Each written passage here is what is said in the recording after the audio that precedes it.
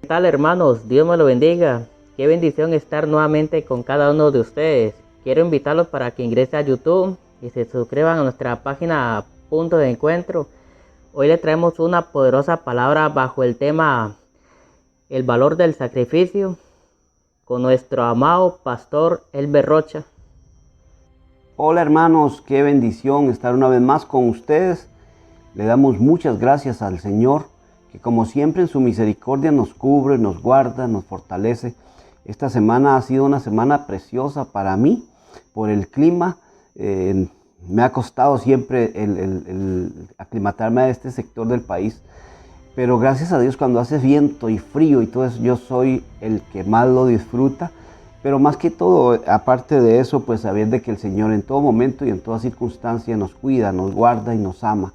Hoy quiero compartirte una palabra que se encuentra en el libro de Mateo, en el capítulo 20, versos 17 al 19. Dice así: Subiendo Jesús a Jerusalén, tomó a sus 12 discípulos aparte en el camino y les dijo: He aquí, subimos a Jerusalén, y el Hijo del Hombre será entregado a los principales sacerdotes y a los escribas, y le condenarán a muerte, y le entregarán a los gentiles para que le escarnezcan, le azoten y le crucifiquen, mas al tercer día resucitará. Es interesante pensar en estos últimos momentos de Jesús, en esa etapa, en ese momento que Cristo pasó con los discípulos. Y yo quiero que analicemos y busquemos algunos asuntos de trasfondo que nos van a dar una enseñanza en este tema. Yo puedo pensar en Jesús. ¿Cuántas veces Jesús anduvo por Jerusalén con sus discípulos? Él entraba, predicaba, salía a los pueblos, pero ahora viene en su último viaje. Probablemente había una gran multitud tras él, como siempre, y dice la palabra que él llama aparte a sus 12 discípulos para conversar con ellos. Ahí hay algo bonito en esto, hermano. Ciertamente Dios no tiene hijos predilectos, pero sí tiene hijos que tienen comunión. Y hay un montón de personas que hoy mismo pasa lo mismo. Hay gente que profesa al Señor, pero hay otro tipo de hijos de Dios que no lo profesan buscando un like, sino que profesan en comunión con Jesucristo. Son esos que oran y ayunan en las madrugadas. Son esos que están metidos buscando el rostro del Señor, que lo buscan siempre, como dice la palabra.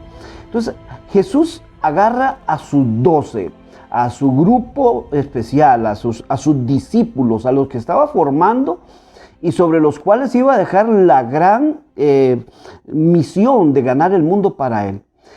En ese camino hacia Jerusalén los lleva aparte y les dice varias cosas interesantes. La primera que les habla el Señor y les dice: subimos a Jerusalén y yo voy a ser entregado a los principales sacerdotes y a los escribas.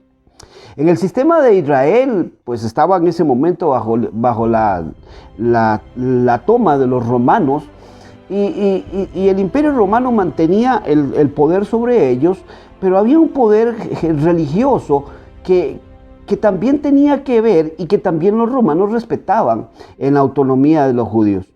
Jesús le dice a ellos: yo voy en mi último viaje, voy a ser entregado por los sacerdotes y los escribas que representaban el sistema religioso. Voy a ser entregado por ellos a gentiles, los romanos. Y mira lo que dice Jesús que iba a pasar con él. Dice: voy a ser escarnecido, voy a ser azotado, voy a ser crucificado. Pero luego dice: mas resucitaré al tercer día. Él está profetizando como vidente, como Dios, como profeta. Está profetizando lo que le iba a pasar. Y yo quiero pensar en esta oportunidad en qué pasaría por la mente de Cristo, porque él al hablarlo estaba viviendo, estaba viendo en el tiempo cercano lo que le iba a pasar. Dice: yo voy a ser escarnecido. la Biblia nos habla a nosotros de que Jesús, mientras venía hacia el Calvario, los judíos le arrancaron la barba a golpes. Imagínate, no estamos hablando de que se la jalaban, le arrancaron la barba, dice la palabra de Dios. O sea, Jesús pasó toda clase de humillación, primero por el sistema religioso. Y esto es interesante, hermano amado. Es triste ver cómo el diablo utiliza el sistema religioso contra hijos de Dios que tienen propósitos. Desgraciadamente se da eso, persecuciones contra ministerios, contra gente que está con un proyecto, gente que está con una visión de parte de Dios. Y tristemente muchas veces los propios, entre comillas, conocedores del plan de Dios son los que le entorpecen el ministerio, el llamado a alguien que tiene una misión. Pero Jesús está allí. Los sacerdotes de Israel, un pueblo totalmente religioso, no podía ver en ese momento que a quien estaban entregando a los romanos era el Cristo de las profecías desde el Antiguo Testamento. Era el Cristo profetizado por Moisés, era el Cristo profetizado por Isaías, era el Cristo que se cumplió la palabra a cabalidad desde su nacimiento hasta su ministerio. Y entonces uno se pregunta, ¿cómo es posible que esta gente no podía percibir ni el kairos de Dios, el cronos de Dios que había llegado hasta ellos, el momento de visitación que les llegó? No lo percibieron, no lo entendieron, no lo recibieron, sino que más bien Satanás cegó sus ojos. En una oportunidad Jesús les había hablado a ellos de que eran ciegos guiando ciegos.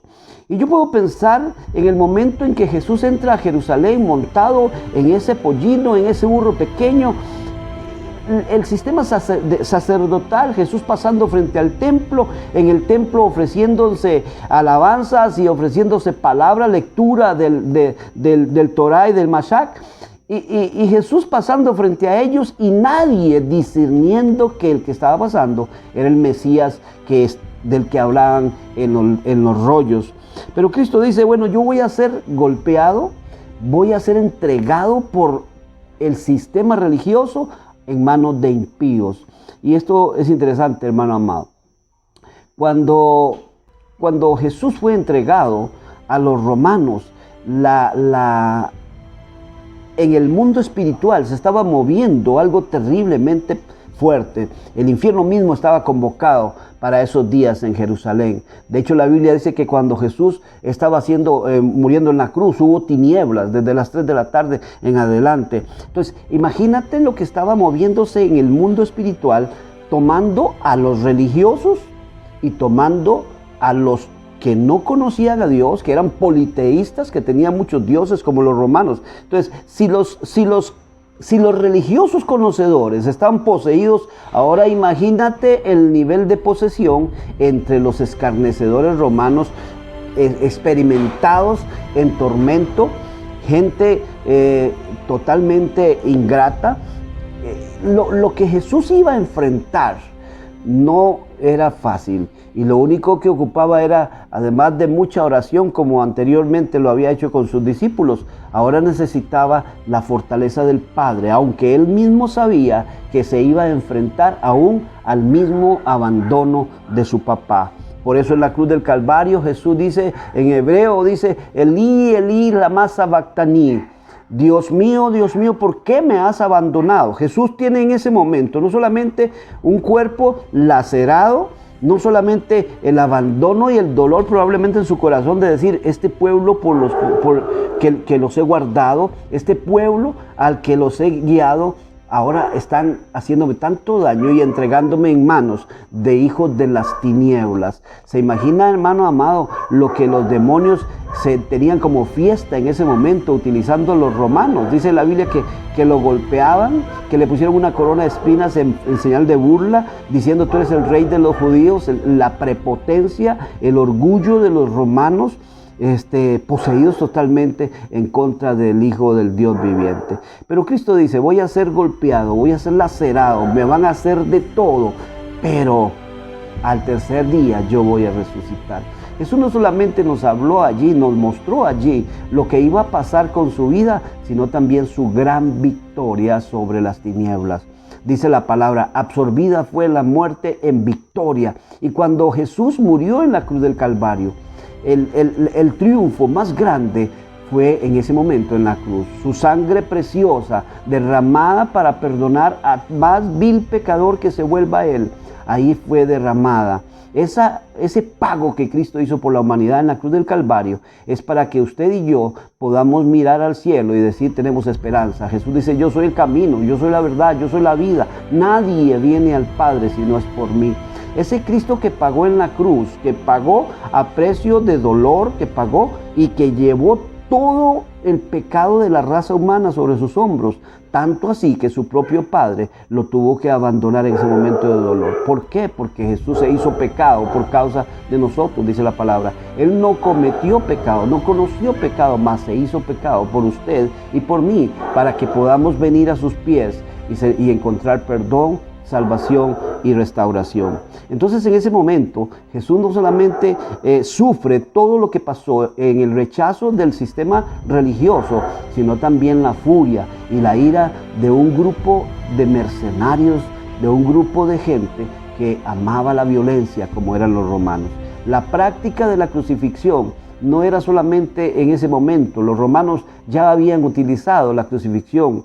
Era parte de lo que hacían como tortura. Pero lo maravilloso de todo esto es que ese Cristo que vio a futuro, que vio todo lo que iba a pasar, que le habló a sus discípulos, que le profetizó a sus discípulos lo que iba a pasar, es el mismo Cristo que también vio su cuerpo resucitado por el Espíritu Santo al tercer día. Dice, mas al tercer día resucitaré. Gloria al Señor. Nadie ha podido decir eso, ni nadie ha podido resucitar de entre los muertos.